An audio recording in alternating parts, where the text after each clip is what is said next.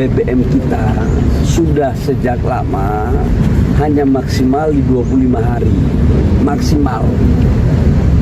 Sehingga cadangan nasional kita itu minimal 20-23 hari. Perintah Prabowo ke Bahlil, jangan ada kelangkaan BBM.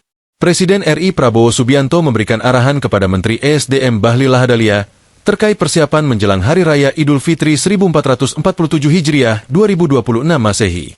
Presiden Prabowo disebut meminta Bahlil memastikan jangan ada kelangkaan baik pasokan energi selama bulan Ramadan. Ya, kita harus memantau semua perkembangan yang ada dalam kesiapan Lebaran terutama menyangkut dengan energi ya. BBM nggak boleh ada langka, kemudian LPG, kata Bahlil usai rapat di Istana, Jakarta, Rabu, 4 Februari 2026. Menurut Bahlil, rapat membahas persiapan menjelang hari Lebaran. Di sektor energi, Bahlil menegaskan harga BBM masih dalam kondisi yang terjangkau. Sekarang BBM kita itu sudah 23 hari. Jadi sudah di atas standar minimal cadangan nasional yang sebagaimana lazimnya. Jadi kita nggak bisa katakanlah teman-teman menganggap harus Pak kita stok 60 hari. Mau isi taruh di mana? Ketum Partai Golkar itu menambahkan, Prabowo juga memberikan arahan agar Indonesia memiliki storage atau tempat penyimpanan BBM. Pasalnya, daya tampung BBM di Indonesia hanya cukup menampung untuk cadangan stok selama 25 hari. Makanya sekarang arahan Bapak Presiden, segera kita membangun storage. Jadi bukan kita nggak punya cadangan untuk mengisi minyak, tapi sekarang mau taruh di mana? Ucap Bahlil.